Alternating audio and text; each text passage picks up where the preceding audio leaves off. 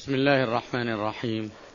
إن الحمد لله نحمده ونستعينه ونستغفره ونعوذ بالله من شرور أنفسنا ومن سيئات أعمالنا. من يهده الله فلا مضل له ومن يضلل فلا هادي له، وأشهد أن لا إله إلا الله وحده لا شريك له، وأشهد أن محمدا عبده ورسوله أرسله الله بالهدى ودين الحق ليظهره على الدين كله ولو كره الكافرون ولو كره المشركون. اللهم صل وسلم وبارك وأنعم على عبدك ورسولك نبينا محمد نبي الرحمة، وعلى آله وأصحابه ومن تبعهم بإحسان. أما بعد، أيها الإخوة، حديثي معكم في هذه الليلة عن آفات اللسان، وبخاصة في شهر رمضان المبارك الذي فيه تقال العثرات وترفع الدرجات وتضاعف الحسنات. فحري بالمؤمن أن يصون لسانه عن القيل والقال واللغو وما لا فائدة فيه، فإن ذلك عرضة لأن يجرح صيامه أو ينقصه أو يبطله. ولذلك جاء في الحديث الصحيح عن النبي صلى الله عليه وسلم: من لم يدع قول الزور والعمل به فليس لله حاجة في أن يدع طعامه وشرابه. وفي هذا الحديث وعيد شديد لمن يطلق لسانه حال الصيام، وإذا كان ذلك محرما في غير وقت الصيام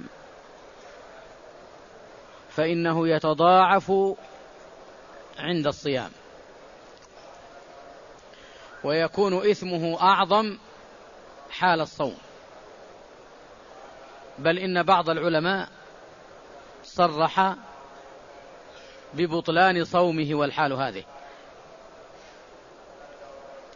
وأقل ما يمكن أن يقال إنه نقص نقصا عظيما، وإنه يأثم بهذا التصرف عندما يطلق لسانه في أعراض الآخرين، يأكل لحوم إخوانه. وقد شبه الله سبحانه وتعالى أهل الغيبة والنميمة والأقوال البذيئة بمن يأكل لحوم الموتى. قال الله عز وجل: ولا تجسسوا ولا يغتب بعضكم بعضا أيحب أحدكم أن يأكل لحم أخيه ميتا فكرهتموه واتقوا الله إن الله تواب رحيم. وجيء بامرأتين إلى النبي صلى الله عليه وسلم قد أشرفتا على الهلاك والموت من شدة الجوع والعطش، فقال النبي صلى الله عليه وسلم لهما: قئنا، فأقأنا، فإذا بهما يقئن دما ولحما، وما أكلن دما ولا لحما، وإنما أكلن لحوم الناس. فقال صلى الله عليه وسلم: إنهما صامتا عما أحل الله وأفطرتا على ما حرم الله.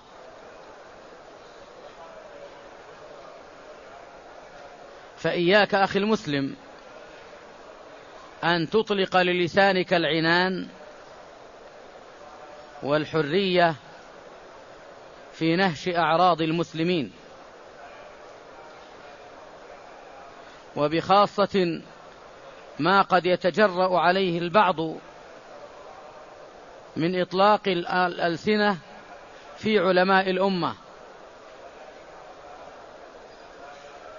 الذين يرجع إليهم في الفتوى وفي الحل والعقد.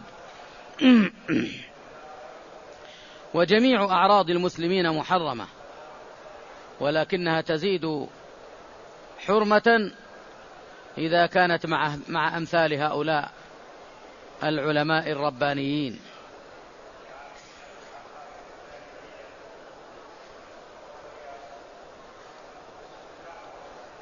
ولذلك فإن المسلم مأمور بإمساك لسانه وصيانته بذكر الله سبحانه وتعالى. جاء في حديث معاذ الطويل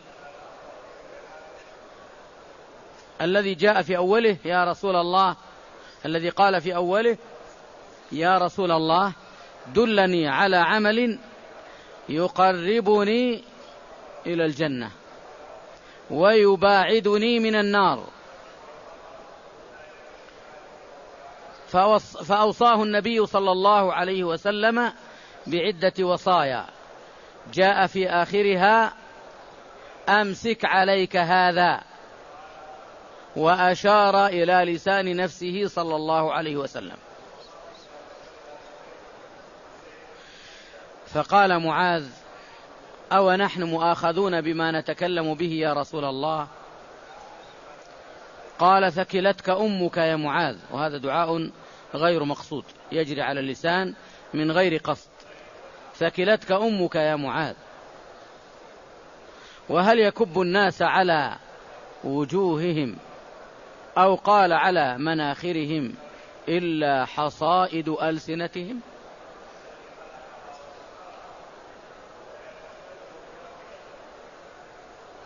فهذا اللسان أمره خطير يا عبد الله.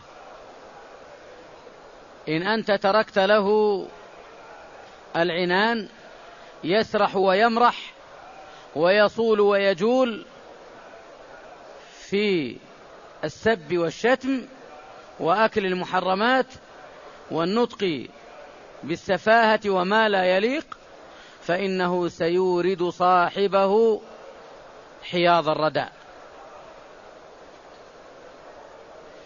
ولذلك وصف الله عز وجل المؤمنين من أبرز أوصافهم التي ذكر الله جل وعلا: والذين هم عن اللغو معرضون. ويقول تبارك وتعالى: وعباد الرحمن الذين يمشون في الأرض هونا وإذا خاطبهم الجاهلون قالوا سلاما. ويقول تعالى: وإذا مروا باللغو مروا كراما. وجاء في الحديث الصحيح عن النبي صلى الله عليه وسلم أنه قال: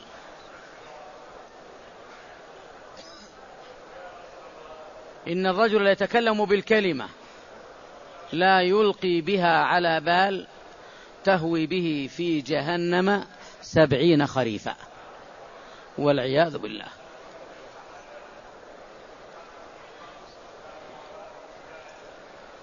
حتى لو سبك أحد أو شتمك لا ترد عليه، لا في رمضان ولا في غير رمضان، ولكن الأمر أعظم في شهر رمضان.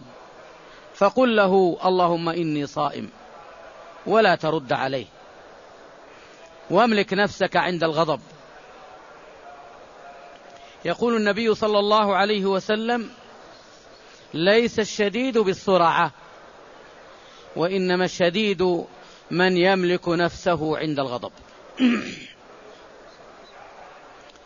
ليس الشديد بالسرعة الذي يصارع الناس، القوي الذي يظهر جبروته وقوته وعنفوانه أمام الآخرين، لكن الشديد القوي المسلم الحق هو الذي يملك نفسه عند الغضب، فإذا أحس بالغضب استعاذ بالله من الشيطان الرجيم وغير هيئته وانتقل من مكانه ورجع إلى ربه سبحانه وتعالى وتقرب إليه، فيسلم من كثير من الآفات التي قد تنتج، التي قد تحصل نتيجة لهذا الغضب. ربما عمد عند الغضب إلى السب والشتم واللعن الذي يحور ويدور عليه، ربما عمد إلى طلاق امرأته فيندم ندامة الكسعي، ندمت ندامة الكسعي لما غدت مطلقة مني نوار، فيندم على كل ما بدر منه، لكنه يملك نفسه ويملك لسانه ويحفظ ماء وجهه، لا يتكلم ببذاءة ينطبق عليه قول القائل: وللحلم أوقات وللجهل مثلها، ولكن أيامي إلى الحلم أقرب، يصول علي الجاهلون وأعتلي، ويعجم في القائلون وأعرب، ولا أعرف الفحشاء إلا بذكرها، ولا أنطق العوراء والقلب مغضب. فتنبه يا عبد الله، وصن هذه الآلة عما لا يليق، فربما كانت سببا في حتفك أو هلاكك أو الإضرار بك أو حصول أمر تندم عليه مدى الحياة. فصن هذا اللسان واكبح جماحه وامنعه من ما يريد أن يتسرع في إيقاعك فيه. صنه بذكر الله عز وجل، فإن من أعظم وصايا المصطفى صلى الله عليه وسلم: لا يزال لسانك رطبا بذكر الله. لكن بعض الناس وللأسف يقول كل ما يخطر بباله، يهرف بما لا يعرف، ويتكلم بكل شيء، ويلوك أعراض الآخرين، يسب، يشتم، يلعن، يكفر، ينطق بما لا يليق بالمسلم أن ينطق به، يلغ في أعراض إخوانه المسلمين. والرسول صلى الله عليه وسلم لما سئل عن الغيبة قال: ذكرك أخاك بما يكره. قال: أرأيت يا رسول الله إن كان ما قلته فيه صحيحا؟ قال: إن كان ما قلته صحيحا فقد اغتبته، وإن كان ما قلته كذبا فقد بهته. فصن هذا اللسان يا عبد الله.